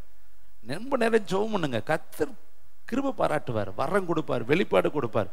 கொஞ்சத்தில் நீ உண்மையாக இருந்து பாருங்களே, அநேகத்தின் மேலே உன்னை ஐஸ்வர்யவானாய் கர்த்தர் மாற்றிடுவார். இன்னைக்கு நம்ம உண்மை இல்லாதனால தாங்க நிறைய கிருபை நம்மளை விட்டு விலகுது. சவுலை விட்டு ஏன் கிருபை விலகுச்சு? உண்மை இல்லை. சிம்சோனை விட்டு ஏன் கிருபை விலகுச்சு? உண்மை இல்லை. ஆதாமை விட்டு ஏன் கிருபை விலகுச்சு? உண்மை இல்லை. நம்ம நமக்குள்ளேயும் உண்மை இல்லைங்கிறப்ப 1 by 1 நகர ஆரம்பிச்சிடும். தேவனுடைய கொடுத்து பார்ப்பாரு, உண்மை இல்லைன்னா எடுத்துக்குவார். நம்முடைய வாழ்க்கையில் கிருபை போயிடும். அதனால் தயவு செய்து கிருபை பெற்ற நீங்கள் அதை காத்துக்கொள்ள ரொம்ப கடமைப்பட்டிருக்கிறீங்க. பரிசுத்தத்தை காத்துக்கொள்ளுங்க. அந்த ஞானத்தை ஆண்டவரிடத்துல கேளுங்க. இன்னும் ஜெபிக்கணும், இன்னும் வேதம் படிக்கணும், இன்னும் நான் ஆண்டவரிடத்துல உறவாடணும், இன்னும் என்னுடைய நேரத்தை நான் அவரோடு செலவிடணும். இதை கேட்குற தம்பி தங்கச்சி, அடுத்து வேதம் சொல்கிறது, தானியேல் ஆத்துமாக்களை ஆதாயம் பண்ணுகிறவன் ஞானவான் என்று சொல்லி வேதத்தில் எழுதப்பட்டிருக்கு. நீ உண்மையிலே ஒரு ஞானவானுனா நீ செய்ய வேண்டிய ஒன்றே ஒன்று, ஆத்துமாக்களை ஆதாயம் பண்ணணும். இன்னைக்கு சம்பாதிச்சு வச்சிருக்கிற, உங்ககிட்ட நிறைய பணம் இருக்குது, நீ சம்பாதிக்கிற ஆள் தான். ஆனால் உன்கிட்ட எத்தனை ஆத்துமா இருக்குது? உன் பேரில் எத்தனை ஆத்துமா பரலோகத்தில் எழுதப்பட்டிருக்கு? உன் பேரில் பரலோகத்தில் ஆத்துமாக்கள் வந்து சேர்ந்துருக்கா? நீ ஆலயத்துக்கு எத்தனை ஆத்துமாக்களை கூட்டிகிட்டு வந்திருக்கிற? உனக்கு வயசு 10 வயசு 20 வயசுன்னு வச்சுங்களேன், 20 வருஷம் நீ வாழ்ந்துருக்கிற. 20 வருஷத்தில் எத்தனை மணி நேரம், எவ்வளவு சாப்பாடு, எத்தனை மூட்டை சாப்பாடு சாப்பிட்ருப்ப, எவ்வளவு பணம் செலவழிச்சிருக்கிற. ஆனால் ஒரு நபரையாவது நீ இயேசுனிடத்துல கொண்டு வந்திருக்கிறியா? அந்திரேயா போய் பேதுருவை கூட்டிட்டு வந்தான். அந்திரேயா சொல்றான், வந்து பாரு இயேசுவை, மேசியாவை வந்து பாருன்னு கூட்டிட்டு வந்தான். கூட்டிட்டு வந்தவன் அந்திரேயா, வந்தவன் பேதுரு. ஆனா பேதுரு மூளைக்கு சபைக்கு மூளைக்கெல்லாம் மாறிட்டான். அந்திரேயாவை தான் இருந்தான். பாருங்க, பவுலை அபிஷேகம் பண்ண அனனியா வர்றான். அனனியா யாரு? சாதாரணமான ஒரு மனிதன். அவன் வந்து பவுலுக்கு ஜெபம் பண்றான், கண்ணு திறக்கப்படுது. அவன் 13 நிருபம் எழுதக்கூடிய பெரிய ப்ராப்பர்ட்டிக்கா மாறிட்டான். ஆனா அனனியாவாக தான் இருந்தேன். அவன் ஒரு பெரிய ஆளா மாறவே இல்லை. ஆனா ஓ மூலியமா அனனியாக்கள் எழும்பட்டும், பேதுருக்கள் எழும்பட்டும், தீர்த்துக்கள் எழும்பட்டும், தீமத்தேயுக்கள் எழும்பட்டும், பிலமோன்கள் எழும்பட்டும், இதோ யூதாக்கள் எழும்பட்டும், உலகத்தை அசைக்கக்கூடிய தேவ மனிதர்கள் எழும்பட்டும். அப்படி நீங்க நடத்தக்கூடிய நபர்களா மாறணும். அதனால இன்னைக்கு உங்களுக்கு ஒரு தீர்மானம் எடுங்க.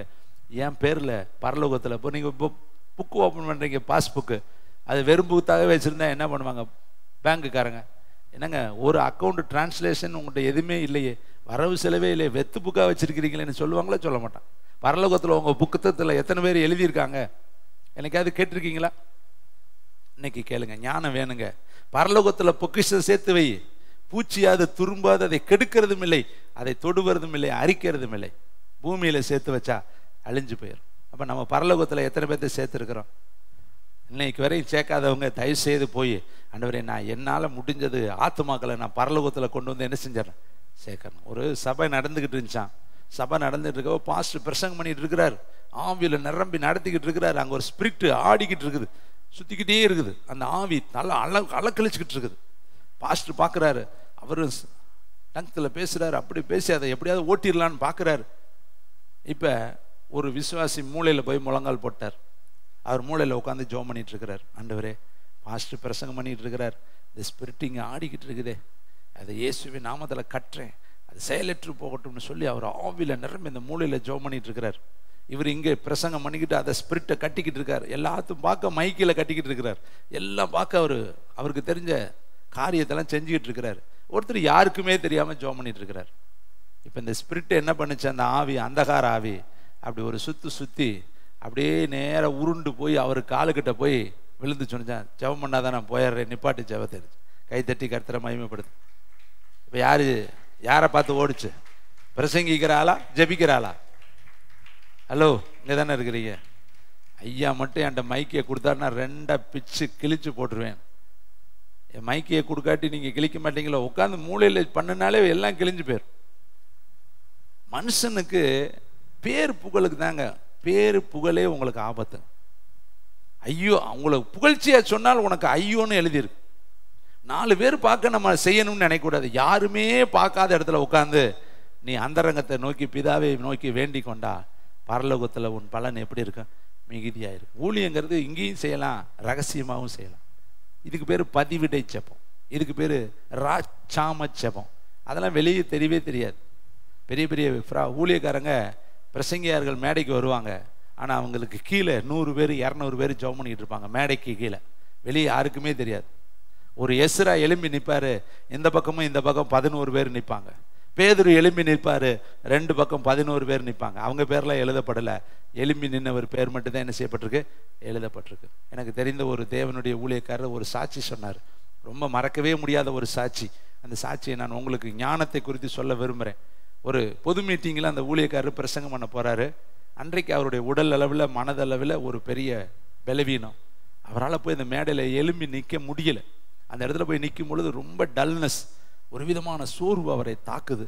அப்போ அவர் நினைக்கிறார், ஆண்டவரே, வாக்கு கடங்காத பெருமூச்சலோடு ஜெபம் பண்ணுவேன்னு வேதத்தில் இருக்குதே, வலது பக்கத்தில் ஜெபம் பண்ணுவேன்னு வேதத்தில் இருக்குதே, ஒருத்தர் பலவீனப்படும் பொழுது இன்னொருத்தர் ஜெபத்தால் தாங்கலான்னு வேதத்தில் இருக்குதே, எனக்காக இந்த இந்தியாவில் உலகத்தில் ஏதோ ஒரு மூலையில் ஒரு நபரை நீர் எழுப்பி எனக்காக ஜெபிக்க வைங்கன்னு சொல்லி இவர் அந்த பொது மேடையில் நின்று, லட்சக்கணக்கான மக்கள் இருக்கிற பொது மேடையில் நின்று உள்ளத்தின் ஆழத்தில் பரலோகத்தை பார்த்தார்.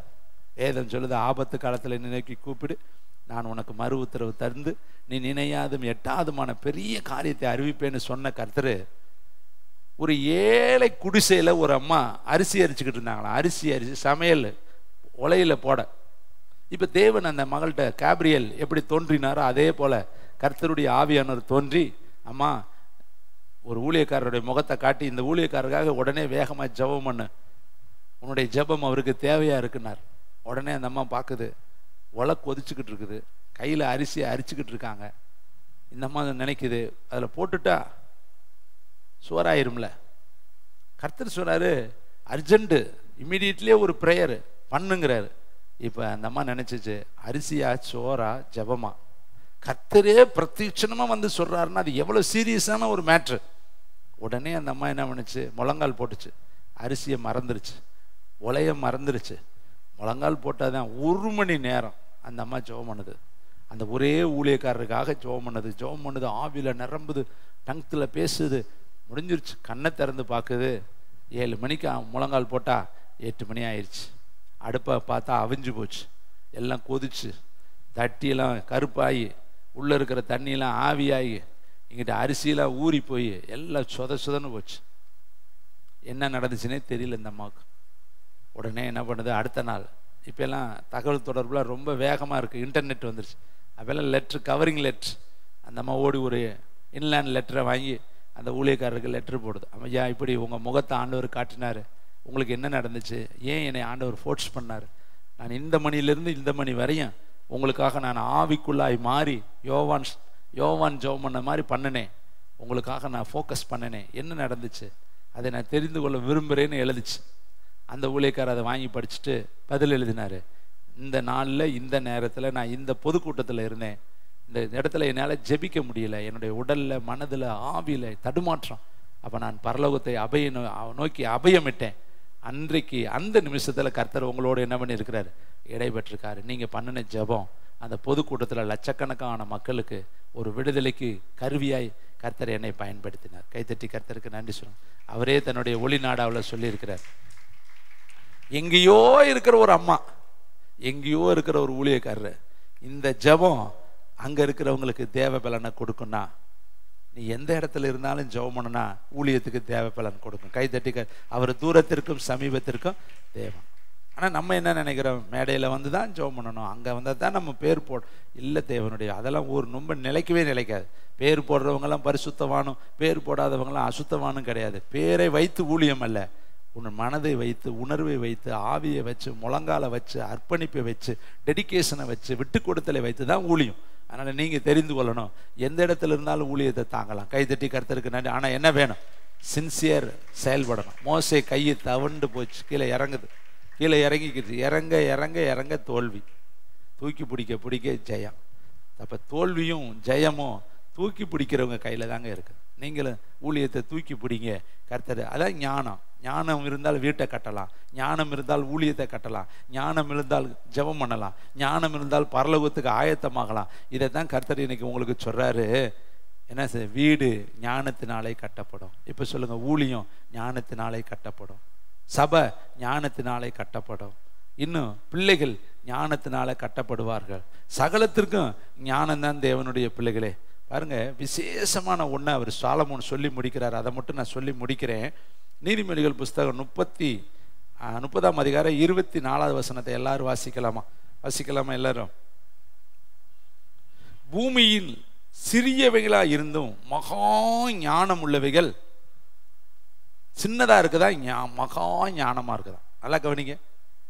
அது 4மே ஜந்துக்கள், சின்ன, அப்படியே அது ஊர்வனையும் அல்ல, பரப்பனையும் அல்ல, சும்மா சின்ன ஒரு ஜந்து, சின்ன ஒரு உயிரினம்.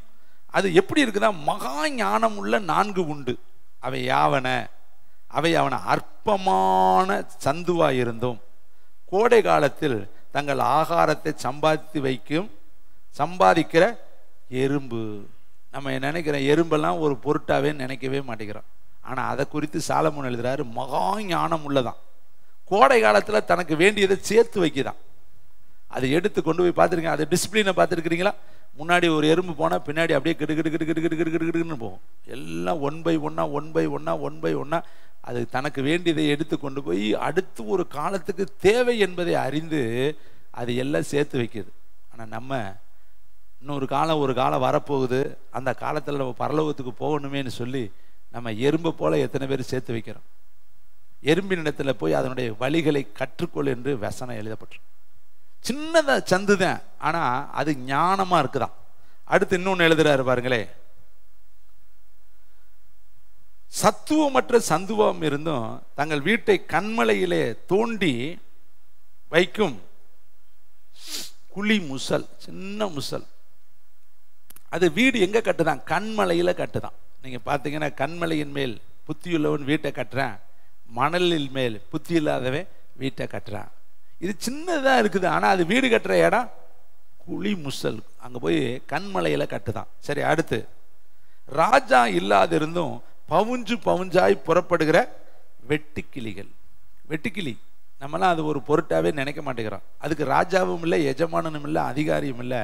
ஆனா பவுஞ்சு பவுஞ்சா போகுமா. அப்படியே அடுத்தடுத்து அது பார்த்தா ஒரு டிசிப்ளினா அது புறப்பட்டு போகுமா. அடுத்து கடைசியில் இன்னொன்னு எழுதுறாரு பாருங்களே, தன் கையினால் வலைகளை பின்னி அரசர் மாளிகையில் இருக்கிற சிலந்தி பூச்சியுமே. அப்ப 4 காரியத்தை அவர் சொல்றாரு. 1 எறும்பு, 2வது முசலு, 3வது வெட்டுக்கிளி, 4வது சிலந்தி. இவைகை மகா ஞானமா. மகா ஞானம். நம்ம ஞானத்தை விட அதுக்கு பேச தெரியாது, ஆனா அது ஞானத்தோடு எதிர்காலத்துக்கு தனக்கு தேவைன்னு சேர்த்து வைக்குது. வீட்டை கட்டுது, அது கண்மலையில கட்டுது, அரசர் மாளிகையில கட்டுது. வெட்டுக்கிளி பவுஞ்சாய் போதான், பவுஞ்சாய் விங்காய் போதான். ஒரு சீக்கிரட்டை உங்களுக்கு சொல்லித்தானே. இப்ப 4 பேர் இருக்கிறீங்கன்னா உங்க வீட்டுல 4 மணி நேரம் ஜெபம் நடத்தலாம். காலையில கணவன் 1 மணி நேரம் பண்ணலாம், அவங்க முடிச்சுட்டு வரப்ப மனைவி 1 மணி நேரம் பண்ணலாம், அடுத்து மகன் 1 மணி நேரம் பண்ணலாம், மகள் 1 மணி நேரம் பண்ணலாம். எத்தனை மணி நேரம் ஜெபம்? ஆனா 4 பேர் இருந்து 4 நிமிஷம் கூட ஜெபம் இல்லையே. இது எப்படி? இது எந்த புத்தி உள்ள வீடு? எவ்வளவு ஞானம் உள்ள வீடு? யோசித்து பாருங்க. ஒன்னஸ் கிடையாது. உட்கார்ந்து ஜெபிக்கிறங்கிற எண்ணமே அது ஞானமற்ற ஒரு தன்மை. இதனாலதான் வீடு இடிஞ்சு கிடக்குது. வீட்டுல சண்டை, சச்சரவு, கடைந்தொல்லை, பிரச்சனை, சமாதானம் இல்லை, சத்துரு உட்புகுதல், குடி ஓடி போகுதல். ஒவ்வொரு வீட்லையும் போய் பாருங்களே, பிரச்சனையை தான் நம்ம பார்க்குறோம். போனோடனே பிரச்சனையை தான் சொல்லுவாங்க. அது பிரச்சனை, இது பிரச்சனை, இது பிரச்சனை, இது பிரச்சனை. ஒரே பிரச்சனை, ஜெபிக்காததான் அவங்க வீட்டில் பிரச்சனை. அவங்க ஜெபம் பண்ணுனா பிரச்சனை எல்லாம் மாறி. ஒரு தேவனுடைய ஊழியக்காரரு ஒரு வீட்டுக்கு போனார் ஜெபம் பண்ண. கணவன் வந்தாங்க, மனைவியை பற்றி லட்சம் கம்ப்ளைண்ட். அவள் அப்படி பண்ணுறா, இப்படி பண்ணுறா, இப்படி பண்ணுறா, இப்படி பண்ணுறா, இப்படி பண்ணுறா. மனைவி வந்தாங்க, புருஷனை பற்றி ஒரே கம்ப்ளைண்ட். இப்படி பண்ணுறாரு, இப்படி பண்ணுறாரு, நான் எங்கள் அப்பா வீட்டுக்கு போகிறேன், அம்மா வீட்டுக்கு போகிறேன், விளங்காது, உருப்பிடாது. 2 பேர்த்தையும் பார்க்குறாரு. 2 பேர்த்துக்குள்ள ஒருத்தருக்கு விரோதமாக ஒருத்தர் குற்றஞ்சாட்டும் பிசாஸ். 2 பேரும் மாறி மாறி குறையா சொல்கிறாங்க. இவர் என்ன பண்ணேன்னு தெரியல. இவங்க 2 பேர்த்தையும் எப்படி சமாதானம் பண்ணுறாங்க? 2 பேர்த்துல என்ன சமாதானம் பண்ணலாம்? ஏதாவது ஒரு குறை சொல்லிக்கிட்டு தான் இருக்காங்க. பேசாமல் ஒரு என்ன பண்ணார், முழங்கால் போட்டுட்டு கண்ணீர் வடித்து அழுதாரு. ஆண்டவரே, புருஷனுக்கு அறிவே இல்லையா ஆண்டவரே, மனைவிக்கு அறிவே இல்லையா ஆண்டவர். 2 வேளை இப்படி எத்தனை பேர் சாப்பாடு இல்லாமல் இருக்கேன், தண்ணி இல்லாமல் இருக்கேன், வீடு இல்லாமல் இருக்கேன், வசதி வாய்ப்பு இல்லாமல் இருக்கேன், வேலை இல்லாமல் இருக்கேன். இவனுக்கு எல்லாம் கொடுத்துருக்குறீங்க, அனுபவிச்சுட்டு நல்லா ஜெபிக்க தெரியாமல் இப்படி சண்டை போட்டு கிடக்குறாங்கன்னு அவரு சும்மா யோபு மாதிரி புலம்ப ஆரம்பிச்சிட்டார். மனைவி அந்த வீட்டுக்குள்ளேருந்து அந்த ரூம்லேருந்து எட்டி பார்த்தா பாஸ்டர் என்ன பண்ணுறாருன்னா கண்ணீர் விடுறாரு, அழுகிறாரு. இப்படி பிள்ளைகளை போய் எனக்கு கொடுத்து இவங்களை நான் எப்படி தான் மேய்ச்சி பரலோகத்தில் சேர்க்கறது இப்படின்னு இவர் இங்கிட்ட அழுக. மனைவி எட்டி பார்த்தா பாஸ்டரை பார்த்து போயிருப்பாருன்னு பார்த்தா அவர் போகவே இல்லை, அழுதுகிட்டே இருக்கார். கொஞ்சம் நேரம் கழித்து அவள் மனசில் என்ன நினைச்சாலும் தெரில, குத்தப்பட்டு நேராக வந்து பாஸ்டர் மாடி விழுந்து, ஆண்டவரே நான் பாவி, என் புருஷனை வச்சுட்டேன், திட்டிட்டுன்னு கண்ணீர் விட்டு கதற ஆரம்பிச்சிட்டான். பாஸ்டர் பார்த்தாரு, பரவாயில்ல, உள்ளம் தொடப்பட்டுருச்சு, ஆவி உடஞ்சிருச்சு, உணர்வுள்ள ஆவி வந்துருச்சு, மன தெளிவுள்ள ஆவி வந்துருச்சு. இப்போ கர்த்தர் இன்னும் கிரியை செய்யட்டும்னு இவர் தொடர்ந்து ஜெபிச்சுக்கிட்டே இருந்தார். கொஞ்ச நேரத்தில் அந்த கதவை திறந்துட்டு அவன் ஓடியாந்தேன். ஆண்டவரே, என் மனைவியை அடிச்சுப்பிட்டேன், திட்டிப்பிட்டேன், கோவிச்சுப்பிட்டேன், சண்டை போட்டேன், மன்னிச்சிரு ஆண்டவரே. அவன் கத்தி அவன் அழுது உருண்டு மன்னிப்பு கேட்டான். பாஸ்டர் மூச்சு விடாமல் எந்திரிச்சு வெளியே வந்துட்டார். முடிஞ்சிடா, சாப்டர் க்ளோஸ். என்னது? 2 பேரும் தன் குற்றங்களை உணர்ந்துட்டாங்க.